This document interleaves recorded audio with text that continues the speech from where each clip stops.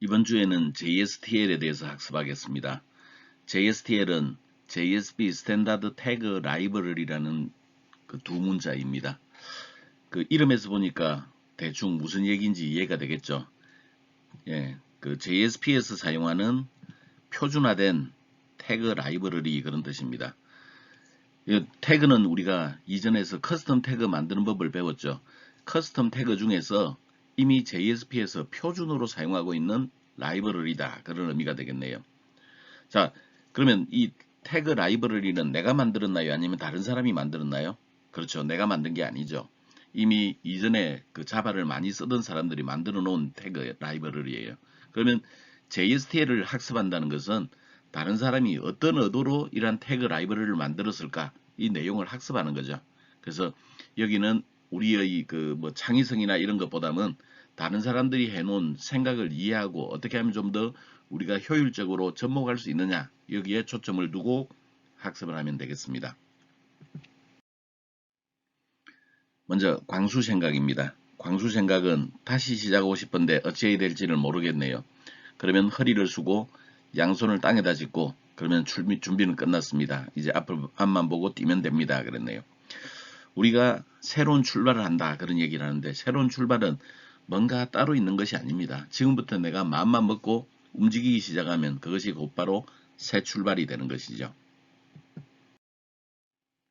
행복한 경영 이야기에서는 상처 없는 삶이란 없다라는 얘기를 하고 있네요. 김해남 씨가 쓴 오늘 내가 사는 게 재밌는 이유에서 딴 것입니다. 한번 읽어볼까요? 상처 없는 삶이란 없다. 그리고 우리는 상처의 직면에 그것을 이겨내려고 애쓰며 조금씩 단단해져 간다. 굳은 살이 박히면 소소한 아픔들은 그냥 넘어갈 수 있다. 굳은 살이 있어야 더 큰 상처가 왔을 때도 그걸 이겨나갈 힘이 생긴다. 그랬습니다. 우리가 상처를 피하게 되면 굳은 살이 생기기는커녕 우리가 자꾸 이제 더욱더 아파집니다. 아주 조금만 찔려도 죽을 것처럼 아파하게 되는 거죠. 상처 자체에 취약해집니다. 그러면 우리 일상생활이 어려지는 거죠. 우리가 세상을 살아가면서 상처 없는 삶은 없습니다. 그리고 상처를 받아들이고 이겨내면 우리가 더 단단해지고 더 커지는 거죠. 그래서 상처는 우리를 키웁니다라는 얘기로 오늘 행복한 경영 이야기를 요약하도록 하죠. 이번 강좌를 성공적으로 이수하게 되면 우리 학생들은 다음을 알 수가 있습니다. 커스텀 태그의 일종인 JSTL을 어떻게 동작시키나 JSTL에 대한 동작을 우리가 이해할 수가 있습니다. 또한 JSTL의 구성요소, 활용 방안 등에 대해서도 이제 알 수가 있겠고요. 그 중에서 우리 이번 시간에는 코어 라이브러리를 활용하는 방법, 그리고 SQL 태그 라이브러리를 활용하는 방법, 이 두 라이브러리를 좀 활용을 해보기로 하죠. 자, 다음은 JSTL의 개념에 들어가 보도록 하겠습니다. JSTL은 JSP 스탠다드 태그 라이브러리의 약자인데 커스텀 태그 라이브러리 기술입니다. 커스텀 태그 우리가 이미 공부했었죠. 사용자 정의 태그라고 이야기를 했습니다. 사용자가 만든 태그인데 그것이 라이브러리화되어 있는 기술입니다.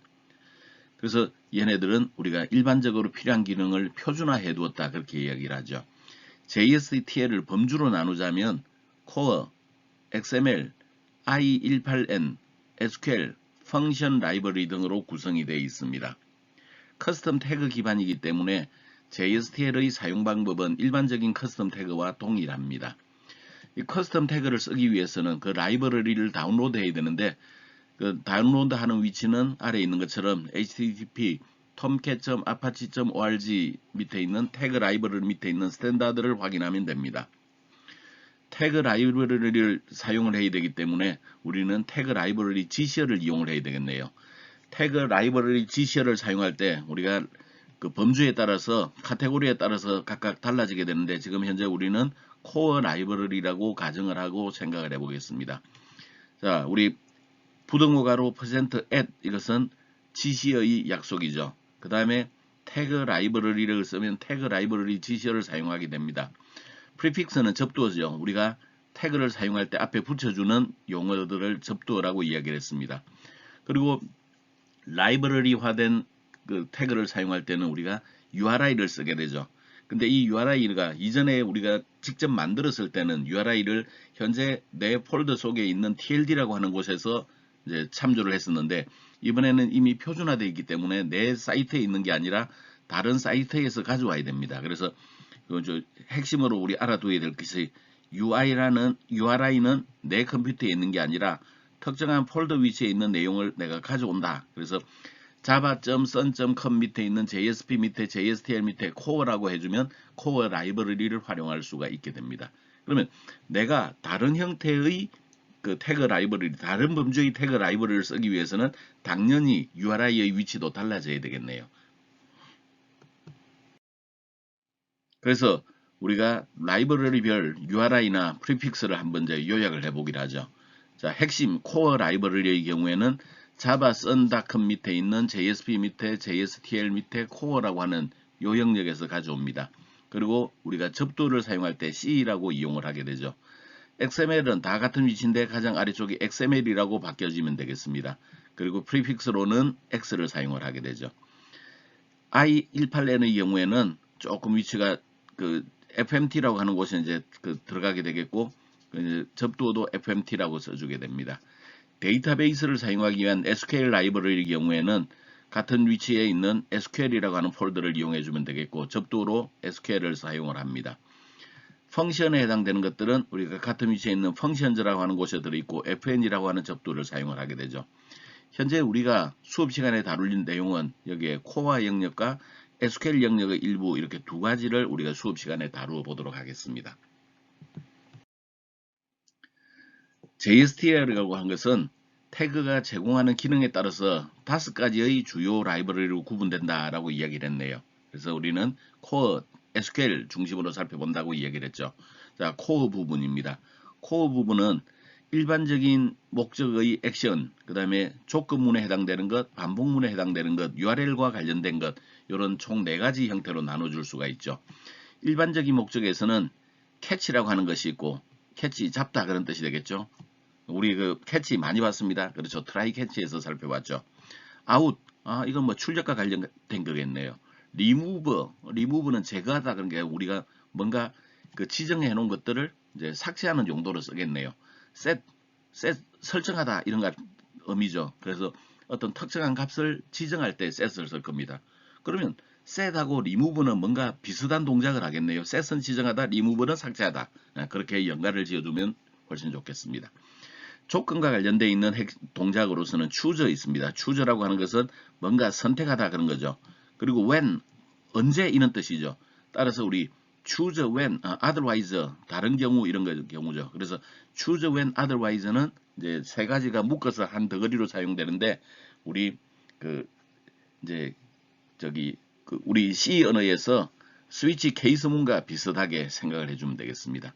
그 다음에 조건 연산자에 해당되는 if 기능도 가지고 있겠네요. 그래서 if도 우리가 이제 살펴볼 수 있겠습니다. iteration 액션으로서 for each 문인데, 지금 자바 언어에서는 for 문을 이용해서 꼭 for each처럼 썼지만 for each 문이라고 하는 것은 없었죠. 그렇지만 우리 JSTL로 for each 문을 구성을 해놨습니다. for each 문과 비슷하게 for tokens라고 하는 게 있는데, 토큰이라고 하는 것은 우리가 갖고 있는 데이터 내에서 어떤 특정한 값을 이용을 해서 이제 구분 지어주는 그런 형태를 for tokens라고 얘기를 할 수 있습니다. 나중에 예제에서 살펴보기로 하죠. 그 다음에 URL과 관련된 것은 import, 뭐 우리가 알고 있어요. 그죠? 우리 뭐 어떤 특정한 내용들을 불러올 때 import라고 썼죠. 그래서 import 사용할 수 있겠고, 그 다음에 redirect, 다른 데 이동할 때 쓰는 거죠. URL 지정할 때 쓰는 거고, 이동할 때 우리가 파라미터를 가지고 갈 때 우리 파람이라고 하는 태그, 코어 라이브러리를 이용을 하면 되겠네요. 이 내용들은 우리가 좀 더 자세히 예제를 통해서 살펴보겠습니다. XML의 경우에는 우리 수업 시간에는 다루지 않겠습니다. 여러분들이 필요하면 구글링을 통해서 동작을 익혀주기 바랍니다. I18N과 펑션은 우리가 수업 시간에 다루지 않겠습니다. 그러나 데이터베이스와 관련되어 있는 것은 좀 알아야 되겠죠. set 데이터베이스는 커넥션을 가져오기 위한 데이터 소스를 지정하는 용도로 씁니다. 그리고 쿼리와 업데이트는 데이터베이스를 실행하는 용도로 쓰는데, 우리 스테이트먼트나 프리페어드 스테이트먼트에서 execute 쿼리라는 게 있었죠. 또는 execute update라고 하는 게 있었습니다. 이 메서드에 해당되는 게 쿼리 업데이트가 되겠습니다. 그 다음에 파라미터를 가져올 때 파람이라고 하는 걸 쓸 수가 있겠네요.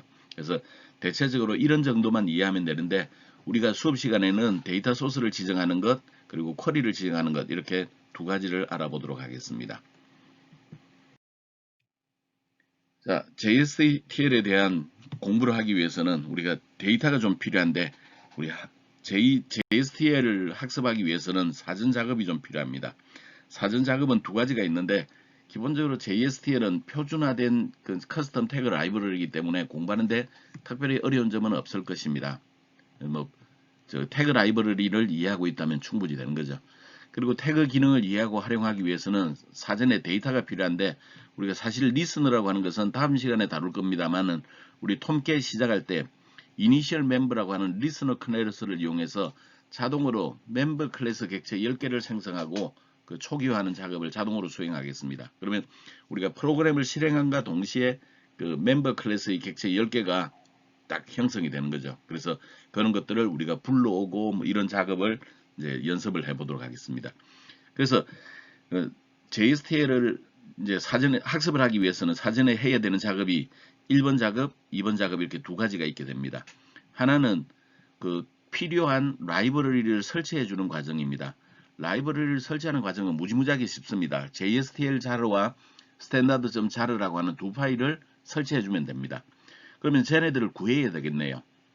쟤네들을 구하기 위해서는 tomcat.apache.org 그 아래 폴더 태그 라이브러리 아래 폴더 스탠다드를 확인해 보면 되겠습니다. 그러면 지금 현재 우리 그 JSTL과 관련되어 있는 것들이 여러 가지 버전이 있는데 그 중에서 안정적으로 동작하는 것이 지금 1.1 버전입니다. 그래서 우리는 1.1 버전을 선택하고 그 중에서 바이너리 폴더를 확인해 보겠습니다. 그 바이너리 폴더를 확인해 보면 자카라트 태그 라이브러리 스탠다드 1.1.2.zip이라고 하는 파일이 있는데 걔네들을 압축을 해제하게 되면 그 내부의 라이브러리 폴더에 두 개의 자르 파일이 존재를 하게 될 겁니다. 이 자르 파일들을 우리 JSP 프로젝트의 WebINF 아래쪽에 있는 라이브러리 폴더에 복사해 두기만 하면 우리는 기본적으로 파일 설치가 끝납니다. 별건 없어요. 그 다음에 우리 이제 그 데이터 초기화를 위해서 초기 데이터를 준비하기 위해서 우리 패키지 두 개의 그 자바 파일을 만들도록 하죠. 자바 파일에서 initial member.java는 사실은 DAO 역할을 하는 거고 member.java는 DO 역할을 하게 되는 겁니다. 그래서 두 가지 자바 파일을 생성하도록 하죠. 그 중에서 member.java라고 하는 것은 그냥 일반 클래스고 그 initial member.java라고 하는 것은 우리 앞에서 이야기한 것처럼 listener 클래스를 상속받아서 만들어지는 좀 특별한 자바 클래스다. 그렇게 생각하면 되겠네요. 자, JSTL을 우리가 이제 다운로드 받아야 되겠네요. 그렇게 하기 위해서는 자카라트 태그 라이브러리 스탠다드 1.1.2zip을 다운로드 해야 됩니다. 그 다운로드하는 위치는 이 주소를 좀 참고하면 되겠네요. 그 archive.apache.org distribute 자카르타 태그 라이브러리 스탠다드 바이너리즈 폴더에 들어가면 있습니다. 그 중에서 좀 아래쪽으로 가게 되면 자카라트 태그 라이브러리 스탠다드 1.1.2.zip이라고 하는 게 있습니다. 쟤를 클릭하면 쟤네를 다운로드 할 수가 있습니다. 그 다음에 이제 압축 해제를 하게 되면 이렇게 두 가지의 자르 파일, JSTL 자르와 standard.jar라고 하는 두 가지 자르 파일이 있을 겁니다. 얘네들을 우리가 web.inf 폴더에 끌고 가면 드래그 앤 드랍을 하면 폴더에 복사할 거냐고 묻겠죠. 그 복사를 하게 되면 라이브러리 폴더로 복사가 될 겁니다. 이것은 라이브러리 폴더에 복사된 모습입니다. 지금 WebINF 아래쪽에 보면 우리 라이브러리 폴더가 있고 지금 기존의 데이터베이스를 사용하기 위해서 그 JDBC 드라이브가 설치가 되어 있죠. 거기다가 추가적으로 JSTL 자르, 스탠다드 자르 이렇게 두 가지의 자르 파일이 복사가 된 모습을 볼 수가 있습니다. 다음은 JSTL 개념을 학습하기 위해서 데이터를 좀 준비를 해야 되겠네요. 먼저 DO 파일인 member.java입니다. member.java는 일반 자바 파일이기 때문에 별로 뭐 어려운 게 없습니다. 현재 우리 두 가지 정보를 가지고 있는 회원 정보를 취급하기로 하죠. 여기에는 멤버 변수 name과 이메일이라고 하는 두 가지의 그 멤버 변수를 선언해 줬습니다. 그리고 생성자를 만들었는데 인수 있는 생성자는 우리 이름과 이메일 주소를 가지고 들어와서 결정을 해주는 게 우리 인수 있는 생성자네요. 그래서 그 가지고 들어온 값을 this.name, 가지고 들어온 이메일 값은 this.email에 줌으로써 멤버 변수의 초기화하는 코드로 구성이 되어 있습니다. 다음은 기본 생성자입니다. 기본 생성자인 경우에는 멤버스 그 생성자를 호출할 때 아무런 값을 가지고 들어오지 않은 경우에 해당이 되겠네요. 여기 값을 가지고 들어오지 않았습니다. 그때는 이름으로는 홍길동, 이메일로는 test@test.net이라고 하는 값을 강제적으로 할당을 해주는 그런 기본 생성자를 만들어 두기로 하죠. 아래쪽에 있는 getters and settles는 우리가 그 소스 메뉴에서 선택을 해주면 자동으로 할당이 되죠. 얘네들을 타이핑하지 말기 바랍니다. 다음은 조금 좀 어렵지만 그 initial member.java 파일 DAO 역할을 할 이제 그 클래스를 만들어 보기로 하죠. 챕터 11에서 오른 마우스 누르고 new other 클래스를 선택을 합니다. 그리고 패키지로는 JSP 프로젝트 챕터 11이라고 넣어주기로 하죠. 그리고 클래스 이름으로서는 initial member라고 하는 걸 이제 지정을 하겠습니다. 자, 이번에는 우리가 그 이 리스너 형태로 동작되기 위해서는 서블릿 컨텍스트 리스너라고 하는 인터페이스를 상속해야 됩니다. 그래서 여기에 슈퍼 클래스 위치가 아니라 인터페이스 위치에 add를 누르고 우리가 이제 찾아주면 되는데 여기에 서블릿 컨텍스트 리스너라고 하는 인터페이스를 찾기로 하죠. 그런 다음에 걔를 여기에 추가를 하겠습니다. 그리고 여기에 특별하게 건들 건 없지만 우리가 abstract 메서드를 inherit 상속받도록 그 표시가 되어 있네요. 이걸 그대로 이용하겠습니다. 그리고 우리는 미리 만들어뒀던 커멘트를 포함을 시키도록 하죠. generate 커멘트 체크를 해두겠습니다. 그 다음에 finish 누르기로 하죠. 그러면 상속받아 형성된 코드들은 딱 이와 같이 나오게 될 것입니다. 여기에서 이제 임포트 구문으로서 서블릿 컨텍스트 이벤트와 서블릿 컨텍스트 리스너라고 하는 두 가지의 임포트 구문이 들어 있을 거고 얘네들은 기본적으로 괄호 속에서 여기에 이벤트 값들은 괄호 속에서 이렇게 들어오게 되어 있습니다. 그러면 지금 현재 그 서블릿 컨텍스트 이벤트 아규멘트 제로라고 하는 게 들어 있는데 아규멘트 제로를 이용하면 우리가 그 이벤트를 발생시킨 컨텍스트를 찾아낼 수가 있는데 거기에 컨텍스트를 이용해서 컨텍스트 영역에서 동작되는 그 속성 관리를 통해서 우리가 값을 할당을 해줄 수가 있겠습니다. 지금 현재 우리가 관심을 갖는 것은 초기화 데이터이기 때문에 초기화 데이터는 아래쪽에 있는 메서드 여기에 context initialized라고 하는 이 메서드를 이용을 해서 초기화 데이터를 기술하도록 하겠습니다. 자, 이제 그 initial members.java 내부 코드를 구현을 해보기로 하죠. 가장 먼저 해야 될 일은 19번 위치에 보면 add web listener라고 하는 것을 추가를 합니다. 여기에는 annotation을 지정해 주는 건데 listener로 동작하기 위해서 필요한 annotation입니다. 여기에 add web listener라고 그 값을 넣게 되면 아마도 오류가 생길 겁니다.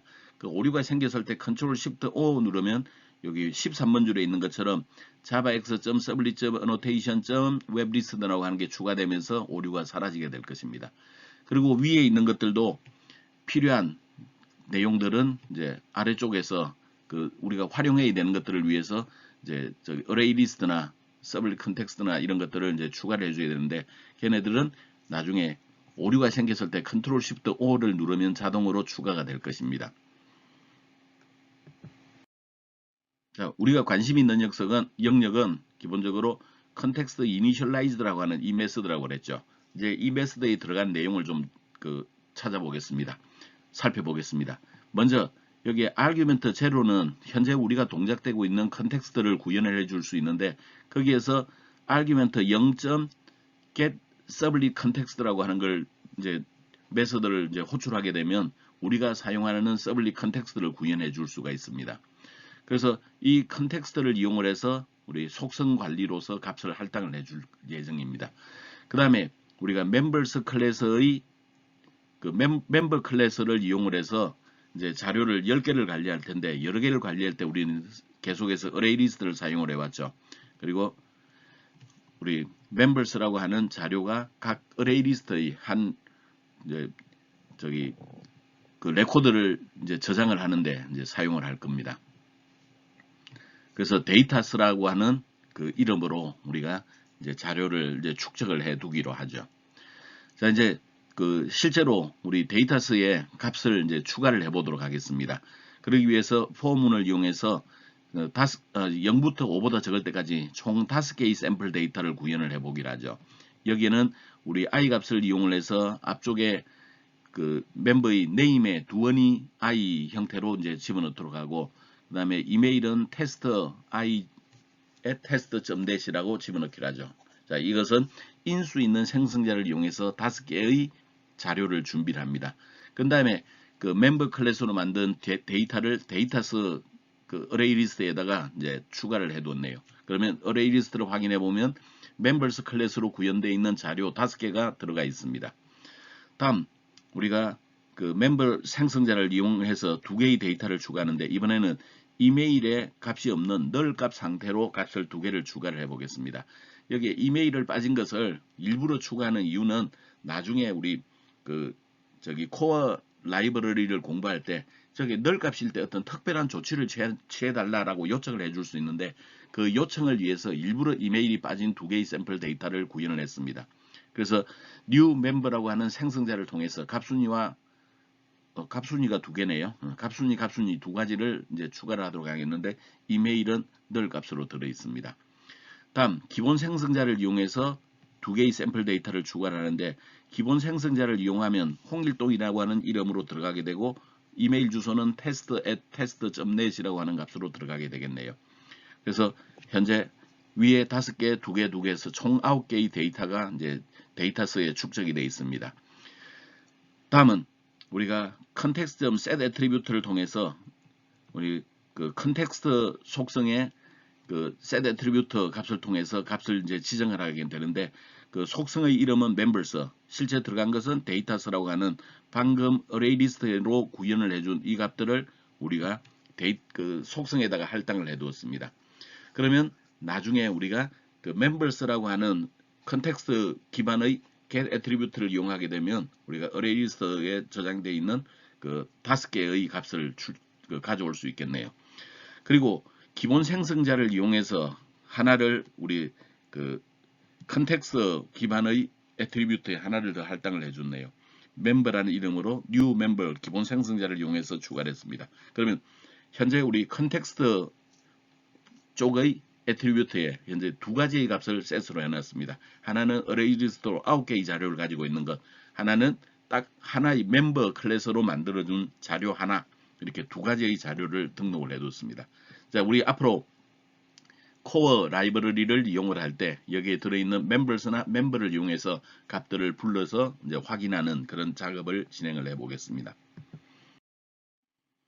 그래서 JSTL을 공부하기 위해서 보면 우리 이제 실제 구현을 해놓은 자료를 확인하면 우리가 initial members라고 하는 자바 파일과 member 자바 파일 2개가 들어있겠고, JSTL과 standard.jar, JSTL.jar 2가지의 jar 파일의 라이브러리 추가가 되어 있으면 기본적으로 JSTL을 공부할 준비는 끝난 상태입니다.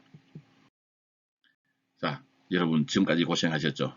잠깐 쉬었다가 이제 다음 단계로 이제 공부에 들어가 보기로 하죠. 자, 이제 코어 라이브러리에 들어가 보도록 하겠습니다. 코어 라이브러리는 굉장히 다양한 형태의 태그들이 있는데, 그 태그를 이제 연습을 해보는 겁니다. 첫 번째 만나볼 태그는 C:out이라고 하는 태그입니다. C는 프리픽스죠. 그 다음에 out이 태그의 이름이 되겠습니다. C:out이라고 하는 태그입니다. 원래 얘는 우리 그 JSP에서 표현식을 대체하기 위해서 개발을 했었습니다. 그러나 표현 언어가 등장함으로써 Cout은 사용 빈도가 많이 줄었습니다. 그러나 몇 가지 옵션은 유용하게 사용 가능하기 때문에 우리는 Cout 한 번쯤은 구경할 필요가 있습니다. Cout은 태그 바디가 없는 경우와 태그 바디가 있는 경우 이렇게 구분을 해줄 수 있는데, Cout은 이런 식으로 씁니다. 바디가 없는 경우에는 Cout이라는 태그 value라고 하는 애트리뷰트, 그 다음에 escape XML이라고 하는 애트리뷰트, 그리고 default라고 하는 애트리뷰트, 이렇게 이제 구성이 되어 있습니다. 그 각각이 무엇을 의미하는지는 다음에 이제 정리되어 있는 표를 보기로 하죠. 그 다음에 그 태그 바디가 있는 경우에는 cout이라고 하는 태그에 value라고 하는 것과 escape XML이라고 하는 2가지가 속성으로 들어가게 되고, 여기에 디폴트에 해당되는 것들이 이제 기본적으로 여기에 태그 바디 형태로 들어갔다. 그래서 디폴트 밸류를 바디에다 넣어뒀다. 그렇게 생각하면 되겠네요. 그래서 두 가지 중에서 어느 걸 쓰느냐. 그래서 여러분들이 이제 내가 뭐 편리한 방법을 이용을 해주면 되겠습니다. 자, cout 태그에는 이제 애트리뷰트 속성들이 있었죠. 첫 번째 value라고 하는 속성입니다. value라고 하는 속성은 기본적으로 필수적으로 있어야 되는 거고 기본 값은 없습니다. 여기는 출력될 내용 혹은 표현식을 우리가 나타내 주면 되겠네요. 그래서 무슨 값을 표현을 해달라 그런 거죠. 자, 디폴트라고 하는 것은 기본적으로 태그 바디에 있는 필수 값은 아닙니다. 기본 값은 태그 바디에 있는 내용으로 이제 표시가 되는데 만약에 밸류에 내용이 없는 경우 만약에 밸류 값에 찍으려고 했는데 거기 값이 없어요. 그러면 어떻게 할 거냐? 비워둘 거냐? 아니면 뭐 다른 값으로 채워줄 거냐? 이런 거예요. 지금 디폴트라고 하는 것은 밸류 필드를 봤더니 밸류에 있는 내용을 봤더니 출력할 내용이 없더라. 그러면 이제 여기에 디폴트 값을 출력을 해줄 수가 있는 겁니다. 그 다음에 escape XML이라는 것은 필수적으로 쓰지는 않아도 되는 건데 얘네들은 기본 값은 true입니다. 이건 뭐냐면 출력될 내용이 이런 것들 부등호 가로 또는 앰퍼센트 또는 그 작은 따옴표, 큰 따옴표 이런 여러 가지 등의 그 문자들이 있는데 얘네들을 일반 문자로 변환할 거냐 아니면 그 태그나 이런 값으로 쓸 거냐라는 것을 지정을 합니다. 만약에 저 값을 true로 해놓았다면 우리는 부등호 가로도 태그로 취급하는 게 아니라 그냥 글자 부등호로 취급을 합니다. 근데 그 내용을 false로 해두게 되면 저거를 태그로 취급을 합니다. 그래서 태그가 반영된 내용이 false로 해야만 태그가 반영된 내용이 화면에 이제 보이게 됩니다. 그래서 우리가 태그 형태로 쓰겠다? 아니다. 그런 경우를 지정할 때 escape XML이라고 하는 값을 지정을 해주면 되겠습니다. 자, cout 한번 이제 우리가 실습을 해보도록 하죠. 리스너에 등록되어 있는 내용을 출력해 주는 것으로 구현을 하겠습니다. 지금 리스너에는 members라고 하는 그 객체를 이제 등록을 해두고 있는데 우리가 아까 전에 총 9개의 값을 할당을 해두었죠. 그 9개의 값들을 할당해 주는데 그 9개의 값의 내용을 화면에 이제 출력을 해보도록 하겠습니다. 그리고 C for each는 좀 이따 배울 건데 요거는 우리 C 언어에서 for each 문과 같은 역할을 하는 JSTL입니다. 그래서 이따가 배울 거지만 뭐 별로 어려운 게 없어서 이번 실습에 좀 포함을 시키도록 하죠. 지금 우리가 이제 옵션을 하나 주도록 하겠는데 지금 현재 이름과 이메일 우리 두 가지의 멤버 클래스의 정보를 가지고 있죠. 이 내용을 출력하는데 우리 이메일이 없는 경우에는 이메일 없음이라고 표시를 해주고 싶어요. 그리고 거기에는 빨간색으로 출력하고 싶습니다. 이런 경우에 우리가 어떻게 하느냐? 보통 우리 일반적인 태그로는 저런 것들이 불가능하죠. 하지만 우리 cout이라고 하는 그 코어 라이브러리를 이용하게 되면 저런 것들이 가능해지게 됩니다. 저런 작업을 해보도록 하겠습니다. cout의 이제 코드가 되겠네요. 자, cout을 하기 위해서 우리 저 자바 클래스를 써야죠. 그래서 import 구문 하나 추가를 했습니다. 그리고 태그 라이브러리 지시를 추가했는데 지금 현재는 코어를 넣었고 우리 URI는 자바 쓴닷컴의 JSP 밑에 JSTL 밑에 코어라고 했었죠. 그 값을 우리는 그냥 그대로 기술해 주면 되겠습니다. 그리고 이제 cout 실습을 하게 되고 14번 줄에서 LTGT라고 하는 것은 LT는 요걸 말하는 거고 GT는 얘를 말하는 겁니다.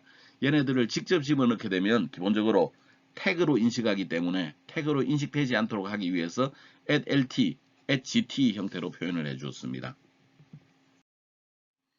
자, 이제 여기에 핵심 부분이 해당되겠네요.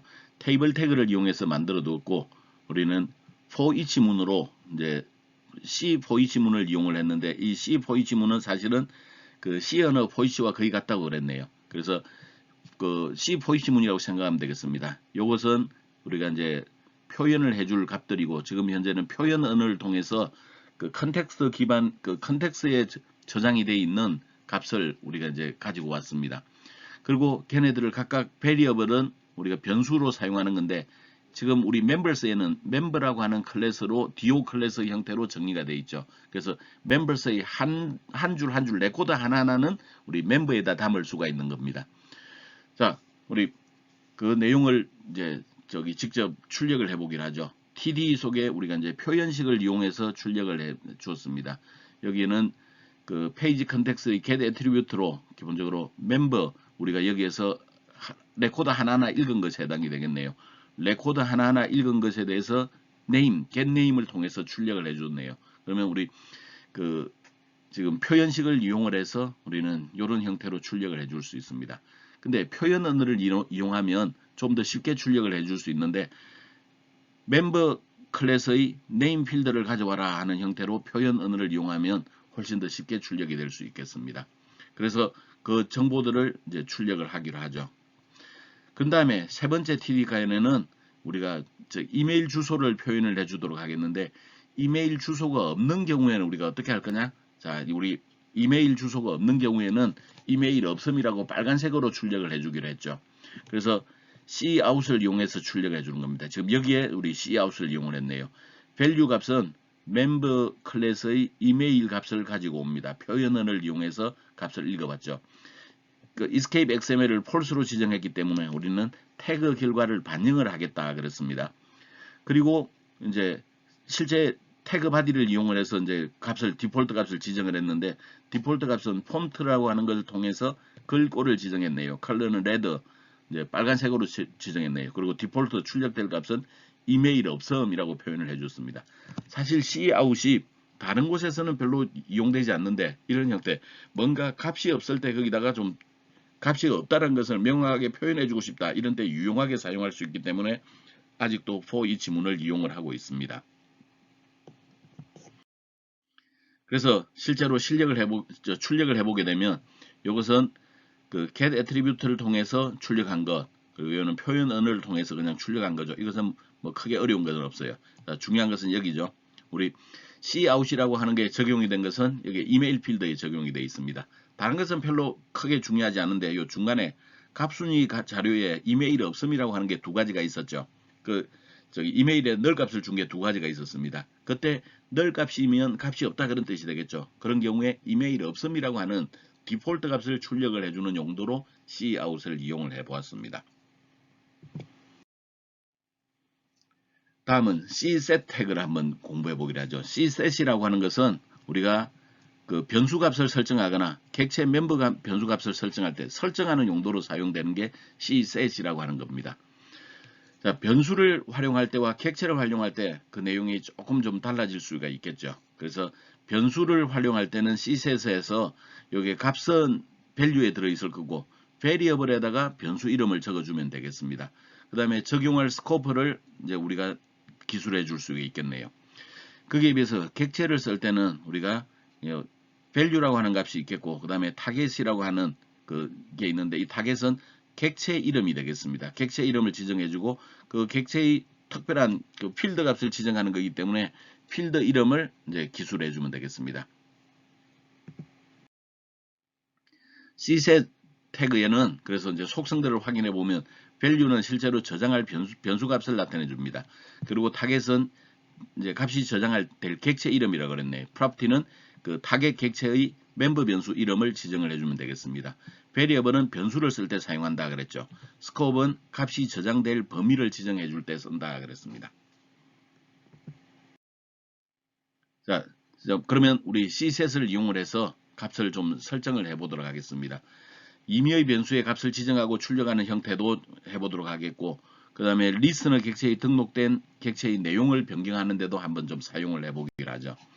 자, 우리 그 태그 라이브러리 지셔를 추가했습니다. 이것은 앞에 있는 내용과 동일하기 때문에 복사해서 사용하면 되겠죠.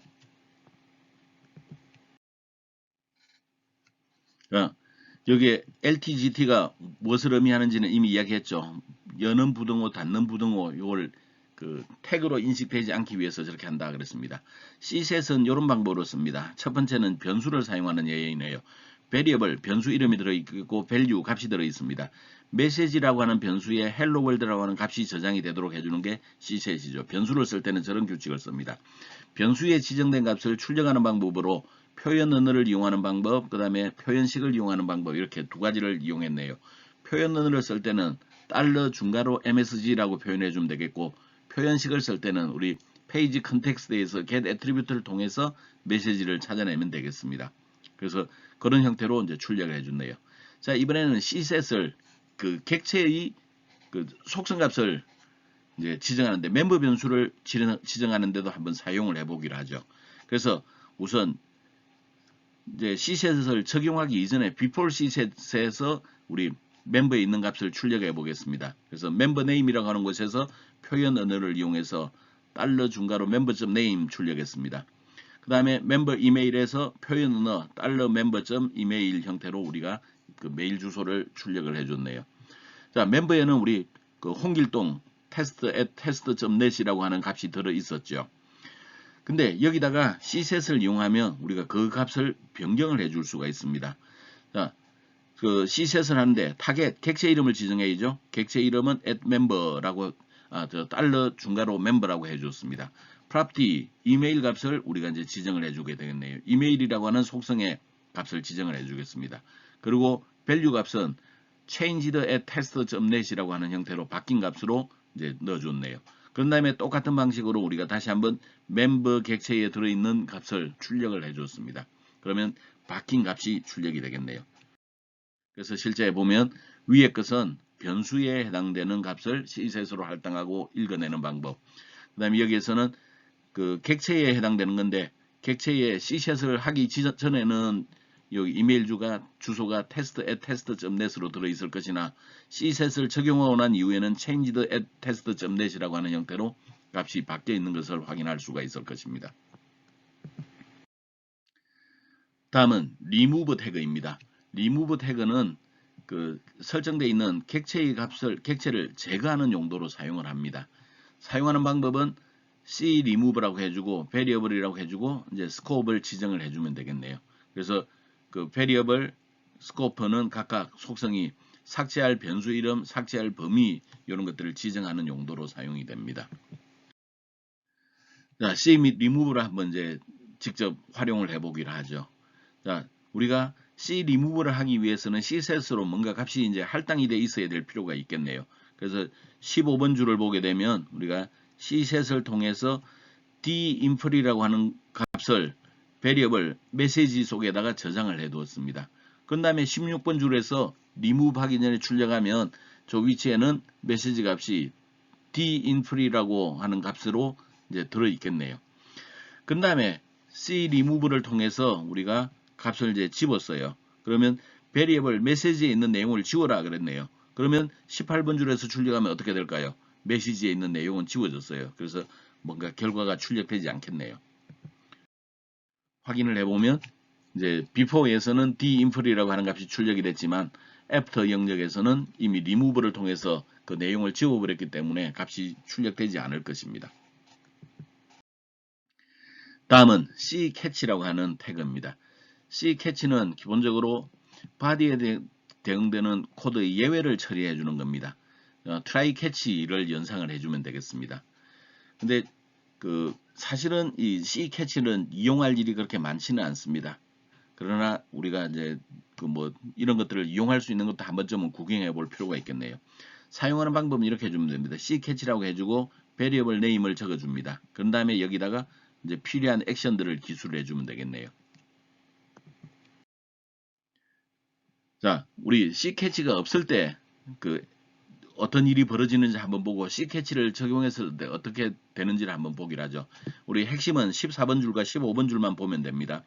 14번 줄에는 ccatch 태그가 없는 경우에 해당되는 그 예제를 넣었는데 지금 우리는 표현식을 통해서 그냥 9 나누기 0을 했습니다. 9 나누기 0 divide by 0 0으로 나누려 했습니다. 라는 오류죠. 오류가 발생합니다. 이런 오류가 ccatch가 없는 상태에서 실행을 하게 되면 이렇게 파란색으로 오류가 발생한 걸 보여주게 될 겁니다.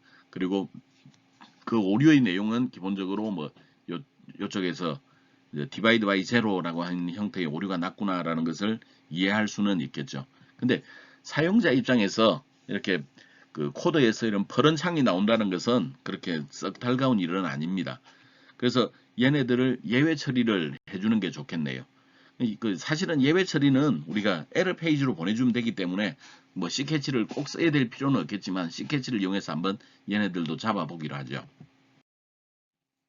자, 여기에 넣었습니다.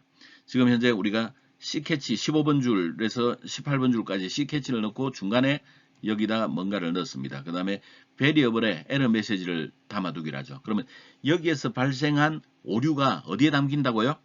그 오류를 우리 에러 메시지라고 하는 요 변수 속에다 담아둔다고 해요. 그리고 아래 18번 줄에서 에러 메시지를 우리가 화면에 출력하게 되면 이 에러 메시지를 확인할 수가 있겠죠. 이 C캐치를 이용해서 만들어지게 되면 실행 결과는 이렇게 바뀌게 될 겁니다. C캐치 그러면서 에러 메시지가 나오고 여기 디바이드 바이 제로 이런 메시지가 나올 겁니다. 퍼렇게 나온 창보다는 이렇게 좀 친절하게 안내를 해준다면 사용자 입장에서는 해당되는 사이트에 대해서 신뢰감이 좀 더 높아질 수가 있겠죠. 다음은 CIF 태그입니다. CIF 태그는 조건에 따라서 바디 내용을 처리해주는 그런 코드인데 자바의 if 문과 비슷합니다. 그러나 else 문을 지원하지 않는다는 측면에서는 좀 차이가 있죠. CIF의 사용법은 두 가지가 있는데 첫 번째는 바디 내용이 있는 경우, 없는 경우, 그리고 두 번째는 바디 내용이 있는 경우에 해당이 되겠습니다. 자, 바디 내용이 없는 경우, 바디 태그가 없는 경우는 어떻게 쓰느냐? CIF라고 하는 태그를 써주고 그 다음에 조건을 기술해 줍니다. 테스트에다 조건을 기술하게 되죠. 테스트에 조건을 기술하면 우리는 결과가 참 또는 거짓으로 나오겠죠. 그 결과들을 우리 variable name이라고 하는 요거에다가 저장을 해둡니다. 결국 그 var의 variable name에는 t 또는 f, true 또는 false의 값이 저장이 되어 있겠네요. 그리고 scope는 그 variable이 통용되는 범위를 지정을 해주게 되겠습니다. 바디 내용이 있는 경우에는 기본적으로 비슷합니다. CIF라고 해주고 조건문을 기술하죠. 그 조건문은 기본적으로 variable name 속에 저장이 되겠는데 마찬가지로 variable에는 true 또는 false 값이 들어있겠네요.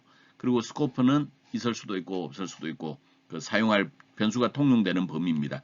그 다음에 body 컨텐트가 있는데 이 body 컨텐트는 여기 variable에 저장이 되어 있는 내용까지 포함해서 정보를 제공을 해줄 수 있습니다. 그래서 위에 있는 방법보다는 그 if문의 결과를 표현해 줄 수 있다는 측면에서 바디 컨텐트가 있는 것이 좀 도움이 될 수는 있겠네요. CIF 태그의 속성입니다. 테스트, 검사할 조건이라고 그랬네요. 그 다음에 variable은 테스트 조건의 결과를 저장하는 변수 true or false를 저장한다 그랬습니다. 그 다음에 scope은 변수가 저장되는 범위입니다. 내가 뭐 페이지까지 하겠다, 뭐 또는 뭐 전체 영역을 하겠다, 뭐 그렇게 지정해 줄 수가 있어요. 자, 이제 CIF 예제를 한번 보기로 하죠. 핵심만 살펴보겠습니다. 자, 16번 줄을 보니까 이제 C셋을 이용을 해서 우리는 그 메시지라고 하는 베리어블에 기본적으로 user1이라고 하는 값을 저장을 해두었네요. 그 다음에 17번 줄에서 메시지를 일단 출력을 해봤습니다. 그러면 user1이라고 하는 값이 나오겠죠. 자, 이제 CIF는 이제 20번 줄에 나옵니다. 20번 줄에 봤더니 CIF라고 하는 게 나왔고 조건이 기술되어 있는데 조건은 메시지가 user1과 같으냐라고 물어봤네요. 메시지가 그 user1과 같은지 틀린지 확인하면 참 또는 거짓으로 나오겠고 그 결과는 result라고 하는 변수에 저장이 되어 있겠네요. 따라서 21번 그 바디에서 테스트 리절트에 add result를 출력하면 지금 현재는 메시지가 user1이니까 당연히 두 값이 같겠죠. 그래서 그 add 달러 중괄호 result에는 true 값이 출력이 될 것입니다. 그래서 메시지 그 C셋을 통해서 할당된 메시지의 user1이 나왔고 메시지가 user1이랑 같으냐라는 테스트 리절트 결과에는 이게 true라고 하는 게 찍힌 걸 볼 수 있습니다. 이것이 우리의 CIF의 태그의 결과로 나온 것이죠. 다음은 C-choose, C-when, C-otherwise 태그입니다. 얘네들은 기본적으로 자바 코드의 if, else 구문, C#언의 스위치 케이스 구문과 유사합니다. 얘네들은 기본적으로 다중선택을 지정해주는 구문이죠. 다중선택은 기본적으로 여러 개를 선택할 수 있는 거기 때문에 C-choose 내부에 여러 개의 C-when 구문이 올 수 있음을 뜻합니다. 전체적인 사용법을 보자면 C 태그가 바깥쪽을 이렇게 싸고 있습니다. 그 다음에 body 컨텐트 내용들이 이제 들어가게 되겠죠. body 컨텐트에는 when이나 otherwise가 됩니다.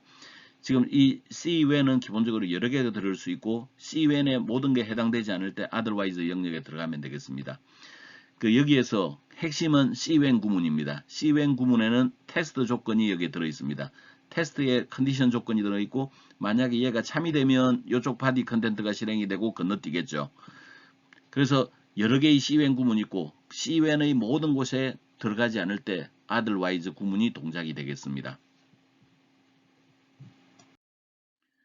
자, C# 추저 예제를 한번 살펴보도록 하죠. 마찬가지로 핵심 코드만 살펴보겠습니다. 자, 핵심 코드는 여기에 들어 있습니다. 지금 현재 우리는 26번 줄에서 지금 31번 줄까지 C 추저문을 연습을 할 겁니다. 그래서 사전에 이제 준비 작업으로서 폼을 하나 구성을 했네요. 폼 내부에 봤더니 select 태그 드랍다운 리스트에 해당이 되죠. 이름은 그 셀로 되어 있습니다. 첫 번째 옵션은 마이너스가 표시가 되도록 하겠고, 두 번째는 파라미터가 그 선택된 값이 A에 해당되면 A 값이 선택됐다라고 표시를 해주고, 그 다음에 그 저기 선택되지 않았을 경우에는 우리가 값을 이제 selected를 없애줬습니다. 선택된 경우에는 우리가 A를 이제 화면에 출력을 해주면 되겠네요. B, C, D도 같은 모습입니다. B가 선택되었으면 선택됐다고 표시해주고 화면에 B가 출력되게 해주고 이런 상태죠. 그 다음에 우리 그 마지막으로 input 태그 23번 줄에 들어 있습니다. 그래서 submit을 누르면 쭉 이제 동작이 되겠죠.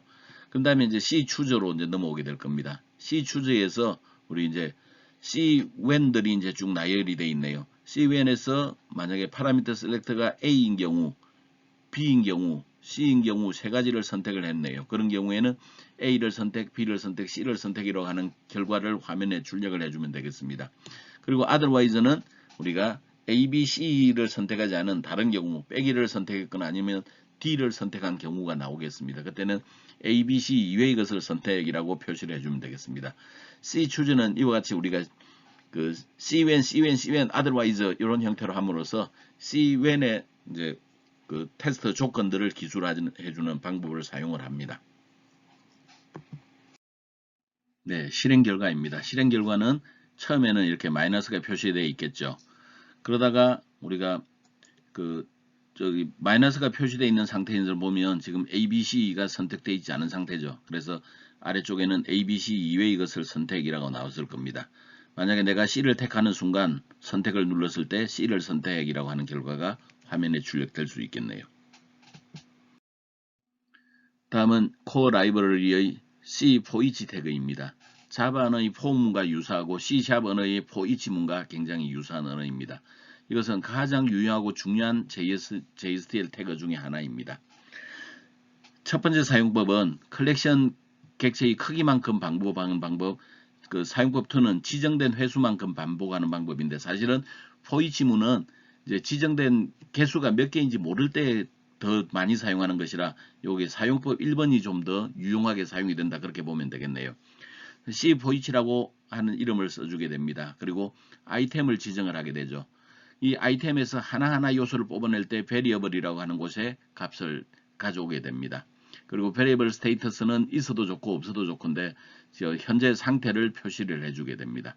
그리고 begin, end step도 마찬가지로 있을 수도 있고 없을 수도 있는데, begin은 시작하는 값, end는 끝내는 값, step은 정분에 해당되는 그런 내용들입니다. 그래서 for에 해당되는 기능, for each에 해당되는 모든 기능을 다 담고 있는데, 일반적으로 for each 문을 쓴다면 begin, end, step은 이제 없는 게 좋겠죠. 사용법 2번은 이제 지정된 횟수만큼 반복하는 건데, 이때는 begin, end가 필수적으로 이제 존재를 해야 되겠네요. 그러면 이제 여기는 기본적으로 이제 C 언어의 for 문과 같은 유사한 형태다, 그렇게 보면 되겠고, 위의 것은 이제 C 언어의 for each 문과 유사하다, 그렇게 보면 되겠습니다. for each 문 태그의 속성을 보자면 아이템이라고 해서는 그 아이템즈에는 반복을 위한 데이터를 가진 아이템 컬렉션이 되겠습니다. begin은 반복 시작 번호인데 특별한 일이 없으면 0으로 출발하겠죠. 그 다음에 end는 컬렉션의 마지막 반복의 끝값입니다. 그리고 스텝은 반복의 증가분에 해당되겠죠. variable은 현재 아이템, 보통은 이제 아이템즈 속에서 그 값을 여러 개의 값을 가지고 있는 컬렉션에서 하나의 자료를 뽑아낸 것이 이제 variable에 해당이 되겠습니다. 그 variable status는 반복 상태 값이 있는 변수를 의미하게 됩니다. 비슷한 태그로 C4 tokens라고 하는 태그가 있습니다. 이것은 포문과 유사하지만 문자열을 해당되는 토큰으로 구분돼 처리해주는 그런 기능들이 되겠습니다. 문자열을 구분해주는 것은 일반적으로 많이 쓰는 게 마이너스, 탭, 공백 등을 많이 이용합니다. 예를 들어서 전화번호를 한다면 010-1234-1234 형태로 구분되어 있는데, 여기에 빼기 이런 것들이 토큰으로 작용할 수 있습니다. 그러면 지금 010-1234-1234에서 010-1234-1234 이렇게 반복 처리를 해줄 수가 있는 겁니다. 토큰을 기준으로 여러 개를 반복 처리한다. 그게 포토큰즈입니다. 그래서 C4 토큰즈를 이용할 때는 기본적으로 이제 C4 토큰즈라고 하는 이제 태그를 사용을 해주고 아이템즈가 필요하겠네요. 이 아이템즈는 기본적으로 문자열에 해당이 됩니다. 토큰을 포함하고 있는 문자열 그렇게 보시면 되겠네요. 그 다음에 그 딜리미터스라고 하는 것은 우리가 이제 구분해주는 기호를 뜻합니다. 그리고 베리어블은 이제 해당되는 요소들을 변수로 담아오기 위한 것. 베리어블 스테이터스는 현재 상태의 값을 나타내 줍니다. 그리고 begin end step도 마찬가지로 들어있게 되겠네요. 포토컨즈 태그의 속성들을 보자면 아이템즈는 기본적으로 그 반복 아이템을 가지고 있는 문자열이 되겠습니다. 아이템의 컬렉션보다는 사실은 문자열이 더 좋습니다. 그 다음에 딜리미터스는 기본적으로 구분자로 사용할 문자열입니다. begin 시작번호, end 끝번호, 스텝 정가분에 해당되겠고 베리어블은 현재 아이템에 있는 변수 값을 이야기를 합니다. 그리고 베리어블 스테이터스는 반복 상태 값이 있는 변수를 사용하는데 그렇게 널리 쓰지는 않습니다. 자, C 포이치 구문과 C 포토큰 구문을 한꺼번에 예제로 한번 처리해 보기로 하죠. 그래서 두 개를 담는 C4라고 하는 이름으로 만들었습니다.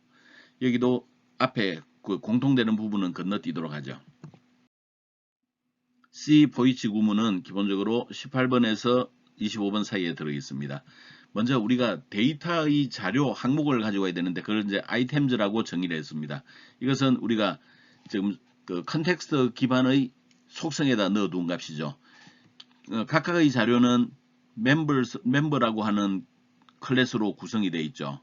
그리고 얘네들이 총 9개 멤버 클래스의 정보를 담고 있는 어레이 리스트입니다. 그래서 이 아이템즈는 기본적으로 어레이 리스트에 들어있고 한 가지 항목들은 멤버로 구성이 되어 있습니다. 그래서 베리어블은 기본적으로 멤버라고 하는 형태로 담고 있네요. 이 멤버는 이제 변수 이름입니다. 우리 클래스 멤버하고는 헷갈리지 말았으면 좋겠습니다. 다만 이름을 멤버라고 하는 것은 내용이 멤버다라는 것을 우리가 연상을 하기 위해서 그렇습니다. 그 다음에 begin end는 잘 사용하지는 않는데 begin 0번, end 5번도 이렇게 같이 넣어두었습니다. 만약에 begin end가 없으면 무슨 일이 벌어질까요? 그렇죠.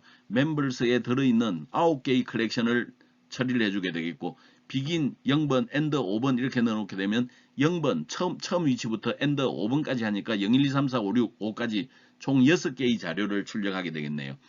variable status도 사실은 별로 안 쓰는 건데 일단 여기다 넣어놨네요. variable status는 현재 상태 값을 정의한 데 씁니다. 자, 그러면 현재 m status에서 두 개의 값을 뽑아냈네요. m status에서 인덱스 값이 있고 카운트 값이 있네요. 그 인덱스는 0, 1, 2, 3, 4 값을 나타내고 카운트는 현재 개수를 나타내고 있겠죠. 그리고 실제 우리는 보통 그 아래처럼 이제 출력을 하게 될 겁니다. 핵심은 여기 있는 내용입니다. 포이치 문호로 쓰는 구문과 같죠.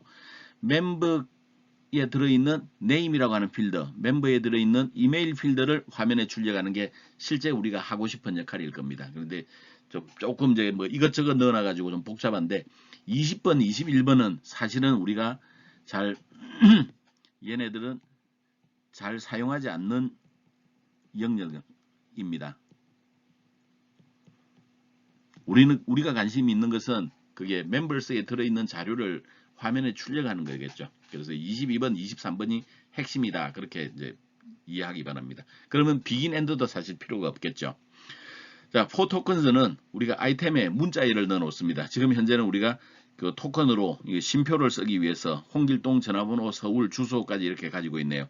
요 쉼표를 토큰으로 이용을 해가지고 이제 구분하기 위해서 딜리미터스를 우리가 이렇게 마이너스로 정의했습니다. 그리고 베리어블에 셀이라고 하는 값을 넣어뒀네요. 그러면 셀은 처음에는 홍길동이 들어있겠죠. 두 번째는 011, 211, 0090이 들어있겠고 세 번째는 서울이 들어있을 겁니다. 그래서 각각 위치에서 표현 언어를 이용해서 달러 중괄호 셀이라고 표시하면 처음에는 홍길동, 두 번째 전화번호, 세 번째 서울이 출력이 될 겁니다. 그래서 실제 실행된 결과를 보게 되면 요게 스테이터스 값으로 인덱스는 0, 1, 2, 3, 4 이렇게 나갈 거고 카운트는 개수니까 처음에 출력하면 한 개 출력한 거죠. 핵심은 이겁니다. 네임과 이메일 두 번이 0이 출력되고 test0 @test.net 이렇게 출력이 됐겠죠. 2번, 3번, 4번, 5번까지 해서 0, 1, 2, 3, 4, 5 총 6개가 출력이 됐을 것입니다. 그리고 가장 아래쪽에는 포토컨 문장으로 홍길동 전화번호 서울이라고 하는 결과가 이제 출력이 됐겠네요. 만약에 우리가 비긴 엔드가 없었으면 어떻게 됐을까요? 그렇죠. 비긴 엔드가 없으면 우리 그 아이템즈에 들어있는 9개의 값들이 출력이 되기 때문에 우리는 총 9개의 결과가 출력이 된 것을 볼 수 있었을 겁니다. 여러분들이 직접 확인해 보기 바랍니다. 자, C 라이브러리 태그에서 URL 관련 태그입니다. 먼저 C 임포트 태그네요. C 임포트 태그는 그 특정 URL 페이지에 있는 것을 현재 페이지에 포함시켜주는 개념이 되겠습니다. 그래서 JSP include action과 굉장히 유용하죠. 유사하죠. 자, 첫 번째 사용법은 우리가 포함하고자 하는 자원을 문자의 형태로 포함하는 경우입니다. 두 번째 사용법은 포함하고자 하는 경우를 리더 객체로 포함하는 그런 경우가 해당이 되겠습니다. 그래서 C 임포트 구문에서 URL을 지정을 하고 그리고 그 컨텍스트를 지정하고 variable name을 지정할 수가 있습니다. 그러면 사용할 범위까지를 지정할 수 있겠고 그 캐릭터 인코딩 방식도 지정할 수가 있습니다. 그 다음에 body 태그 내부에는 우리가 필요하다면 이렇게 C 파라미터를 이용을 해서 필요한 정보들을 전달해 갈 수 있습니다. 우리 URL을 전달을 시켜갈 때 URL에 자료를 담아갈 때 우리가 get 방식이나 post 방식으로 파라미터를 담아갈 수 있죠. 그 파라미터를 C 파람이라고 하는 서브 태그를 이용할 수가 있습니다. 두 번째는 그 리더 객체로 포함하는 경우인데 그 비슷합니다. C 임포트를 쓰고 URL을 이제 기술해주고 그 다음에 컨텍스트 이번에는 이제 그 variable 리더 속에 그 결과를 담아가는 방법입니다. 캐릭터 인코딩이 들어갈 수가 있겠네요. 그 다음에 여기에는 이제 필요한 이제 다른 기술을 해줄 수가 있겠습니다. URL과 관련되어 있는 C 임포트의 태그 속성을 보자면 URL은 현재 페이지 내에 포함시킬 URL을 의미합니다. 그리고 컨텍스트는 현재 웹 애플리케이션 컨텍스트 이름을 나타내주게 되겠습니다. 그리고 캐릭터 인코딩은 현재 캐릭터 셋을 지정하게 되는데 기본값은 ISO 값으로 포함이 되어 있으나 우리는 UTF-8 방법을 많이 사용을 하고 있죠. 베리어블 쪽에서는 우리 페이지 내용을 가지고 있는 것을 변수로 처리를 해주게 됩니다. 그래서 변수 이름으로 표시를 해주게 됩니다. 그 다음에 스코프는 그 베리어블이 갖고 있는 값이 어디까지 통용이 될 거냐라는 통용 범위를 지정해 주는 데 씁니다. 베리어블 리더는 읽으려고 하는 것을 우리 자바 io.read 변수에다가 담아두는 방식입니다. 근데 이런 그 동적인 페이지를 포함할 때는 성능상 문제가 발생할 가능성이 있으므로 그렇게 많이 사용하지 않는 게 좋습니다. C 임포트는 우리가 이제 그 예제를 한번 보기로 하죠. C 임포트 예제에서는 기본적으로 그 이런 형태로 기술합니다. C 임포트를 통해서 cset.jsp를 우리가 포함을 할 겁니다. 그 variable은 myurl 1번이라고 하는 형태로 우리가 이제 포함을 하게 되겠네요. 그러면 variable myurl 1번에 들어있는 것은 사실은 cset.jsp라고 하는 게 들어있을 겁니다. 그리고 걔네들을 우리가 cout을 통해서 value 위치에다 이렇게 출력을 해주게 되죠. 그리고 escape xml을 false로 한다는 것은 우리가 태그를 뭘로 처리한다? 그렇지. 그 우리 부등호 같은 것을 말이 조금 이상하게 나왔네요. 부등호 같은 것을 태그로 처리해 주는 것이 그 escape xml을 우리가 이제 false로 만들어 주는 거죠. 그러면 cset에 해당되는 자료가 이런 18번 문장에 의해서 출력이 될 겁니다. 또한 우리가 그 네이버닷컴에 해당되는 자료를 myurl 2번이라고 하는 변수에다가 포함을 시켜줬네요. 그리고 걔네들을 우리가 cout을 통해서 출력하고 태그로 처리하게 되면 네이버 페이지가 화면에 출력되는 것을 볼 수가 있을 것입니다. 그래서 결과를 보자면 지금 우리가 여기 C 임포트문에 의해서 출력이 된 것이죠. 그리고 요 영역은 기본적으로 CSS에 의해서 우리가 이제 처리됐던 내용들이 되겠습니다. 지금 요게 조금 이제 겹쳐버렸네요. 그리고 아래쪽에는 로그인 페이지를 우리가 그 C 임포트를 통해서 출력함으로써 아래쪽에는 로그인 페이지가 나온 것을 볼 수가 있습니다. 다음은 C URL 태그입니다. C URL의 경우에는 제공된 URL 파라미터를 이용을 해서 프로그램에서 URL을 처리해 주는 그런 경우를 쓰는데 여기도 사용법이 바디 태그가 있는 경우와 없는 경우 이렇게 두 가지로 구분되겠습니다. 먼저 바디 태그가 없는 경우의 사용법입니다. C URL을 이제 태그 시작을 해줬고 value 속성을 지정합니다. 이것은 우리 그 이제 값이 들어 있겠죠. 그 다음에 이제 사용할 컨텍스트 지정하고 variable 이름에서 변수 이름을 지정을 해줄 수 있고 그 다음에 스코프를 지정을 해줄 수가 있겠습니다. 바디 태그가 있는 경우에는 우리가 그 위에 있는 내용과 기본적으로 흡사한데 여기 C 파라미터를 이용을 해서 화면에 우리 필요한 파라미터들을 이제 가져가고 싶을 때 우리가 이제 사용을 해주면 되겠습니다. 그래서 이 C 파라미터 같은 경우를 우리는 서버 태그라고 부르는 겁니다. 자, URL 관련 태그의 속성을 보자면 value에는 기본적으로 URL 값이 들어 있습니다. 컨텍스트는 현재 사용하고 있는 웹 애플리케이션의 컨텍스트 이름을 지정하게 되겠고요. variable은 현재 내용의 페이지 내용을 포함하고 있는 변수 이름이 되겠습니다. 그리고 그 변수가 통용되는 범위를 스코프로 지정을 하면 되겠네요. 또한 URL과 관련해서는 필요한 경우 우리 C 파라미터를 지정을 할 수가 있습니다. C 파라미터는 임포트 구문, URL 구문, 리다이렉트 구문 등과 함께 사용을 하게 되는데 기본적으로 get 방식으로 필요한 파라미터를 가져가는 방법을 이제 정의할 때 씁니다. C 파라미터의 사용법은 바디가 없는 경우, 바디가 있는 경우 이렇게 구분해서 사용을 해주게 되는데 바디가 없는 경우에 C 파라미터라고 해주고 이름에 value 값을 집어넣어 주면 됩니다. 바디가 있는 경우에는 C 파라미터에 name 속성까지 애트리뷰트까지 지정하고 그 값은 우리가 바디로 넣어주는 방법이 되겠습니다. 자, 이제 우리 C URL 태그를 한번 사용을 해볼까요? C URL은 이런 식으로 이제 사용을 해줍니다. C URL이라고 해주고 value C choose 구문을 우리가 이제 이제 여기다가 이제 URL로 이동시켜 보려고 하네요. 그 다음에 variable은 이제 기본적으로 이제 타겟이라고 해주었습니다. 그리고 여기에 그 파라미터로 우리가 저기 select 그 값을 A라고 지정을 해줬네요. 그러면 이제 선택된 값이 그 A가 화면에 이제 출력되는 것을 볼 수가 있겠습니다. 그리고 이제 단순하게 출력해 줄 때는 우리 타겟을 이용을 해서 이제 출력을 해주면 되겠고 링크를 이용할 때는 앵커 태그 A 태그를 이용해서 href의 태그 값을 주면 우리는 이제 실제 링크가 연동되게 해줄 수가 있겠습니다. 그러면 이제 단순 출력과 링크 연동이 어떤 형태의 결과는 나오는지를 한번 살펴보도록 하죠. 지금 현재 우리 A가 저기 위에 있는 URL 값에 그 get 방식으로 추가가 돼 간다라고 이미 이야기한 바가 있습니다. 결과를 확인해 보겠습니다. 결과는 단순 출력, 링크 연동 이렇게 두 가지로 표시가 되어 있죠. 단순 출력은 만들어진 값을 우리 화면에 보여주는 겁니다. 그래서 value로 지정된 값에 파라미터로 지정된 값이 뒤쪽에 붙어 있습니다. 이런 내용들이 우리 쿼리 스트링이라고 그랬죠. get 방식으로 쿼리 스트링 형태로 파라미터 값이 붙어 있는 것을 볼 수가 있습니다.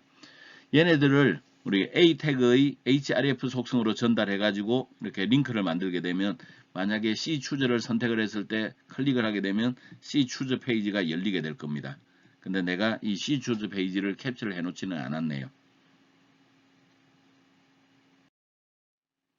다음은 C 리다이렉트입니다. 다른 페이지로 이동하게 하는 거죠. 우리 저희 ASP.NET에서 response.send redirect나 그다음에 JSP의 forward action과 유사한 겁니다.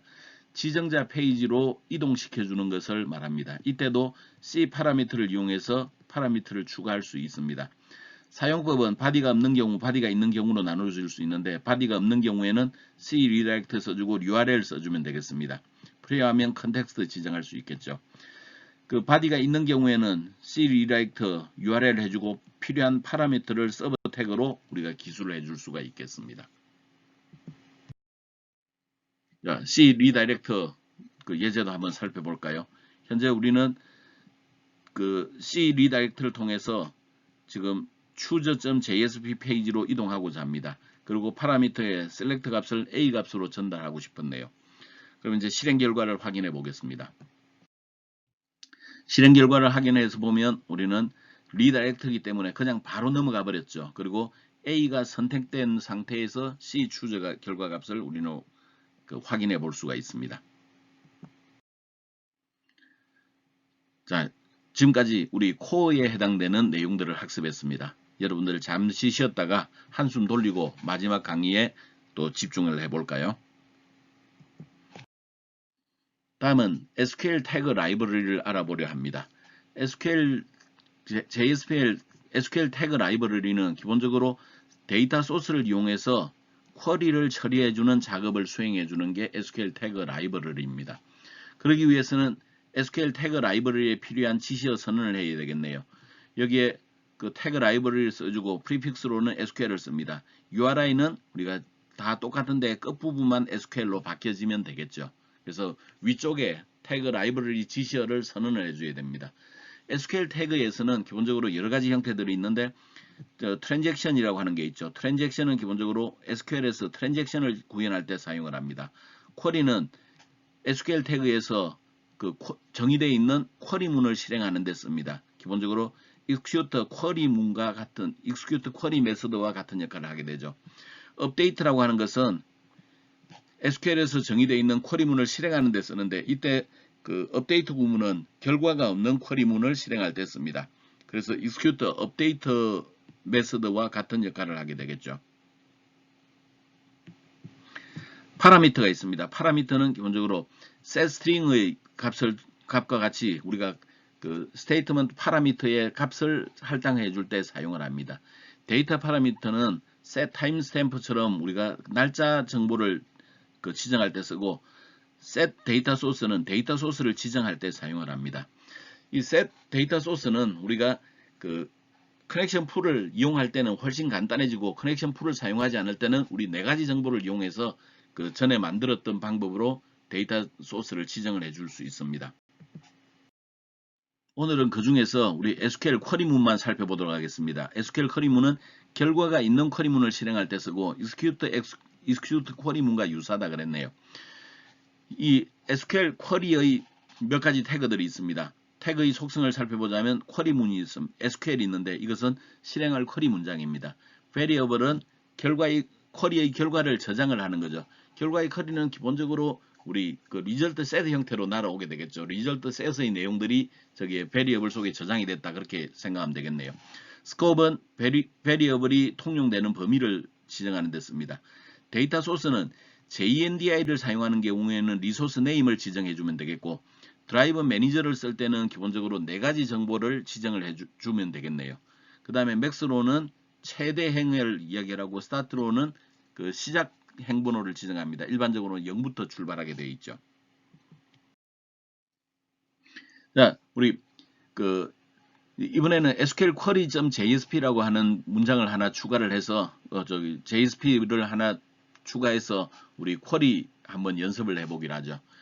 자, 우리 JSTL을 이용해서 두 가지의 지시어를 사용을 해줘야 됩니다. 태그 라이브러리 지시어 쓰는데 요 아래쪽에 위에 있는 것은 쿼리 문장을 위한 지시어, 아래쪽은 코어 라이브러리를 위한 지시어입니다. 그래서 두 가지의 지시어를 추가했네요. 이와 같이 우리 그 필요한 라이브러리를 추가할 때마다 태그 라이브러리 지시어도 같이 추가되면 되겠습니다. 다음은 우리 바디 태그 내부에 이제 그 내용을 살펴보겠습니다. 지금 현재 그 SQL 쿼리 문장을 16분 문장에서 쓰고 있네요. 지금 사용할 쿼리 문장은 SQL에 기술되어 있는데 select 별표 from members입니다. members 테이블의 모든 필드 값을 다 가져오라네요. 그리고 그 결과들을 variable에 저장하게 되는데 기본적으로 variable에 저장이 되는 것은 result set 형태로 저장이 됩니다. 그래서 variable 이름을 rs라고 표시를 해줬네요. 다음은 데이터 소스를 지정해야 된다 그랬어요. 데이터 소스는 데이터베이스와의 연결을 가져오게 되는데 현재 우리는 그 데이터베이스를 사용하는 데 있어서 커넥션 풀을 이용을 하고 있죠. 커넥션 풀을 이용하고 있기 때문에 굉장히 손쉽게 그냥 이름만 JNDI 이름만 지정해 주면 됩니다. 우리가 사용하는 것은 JDBC/MS-SQL이죠. 만약에 여러분들이 그 쟤네들을 그 다르게 쓴다면 기본적으로 이제 커넥션 풀을 사용하지 않는다면 저기 데이터 소스가 좀 더 복잡해지게 될 겁니다. 그런 것들은 여러분들이 구글링을 통해서 좀 찾아보면 쉽게 찾을 수 있습니다. 만약에 우리가 필요하다면 태그 바디 내부에다가 기술을 해줄 수도 있는데 그런 경우에는 아래첨을 쓰면 됩니다. 지금 원래는 여기에 태그가 있어야 되는데 태그를 집어넣으니까 자꾸 오류가 발생해서 우리 여기에는 지금 태그 기호가 지금 빠져 있다 그렇게 생각해 주기 바랍니다. 그래서 그 SQL 쿼리라고 하는 이제 태그를 사용을 하고 베리어블의 결과를 담을 내용을 지정합니다. 데이터 소스 지정하죠. 쿼리 문이 아까 위에서는 SQL이라는 곳에서 지정하는데 바디 태그에 select 별표 프람 members라고 하는 쿼리 문을 기술해 주기만 하면 됩니다. 자, 이제 그 결과들은 RS 속에 담겨져 있겠죠. 그래서 우리 for each 문을 이용해서 이게 보통 for each 문을 대표적으로 사용하는 방법입니다.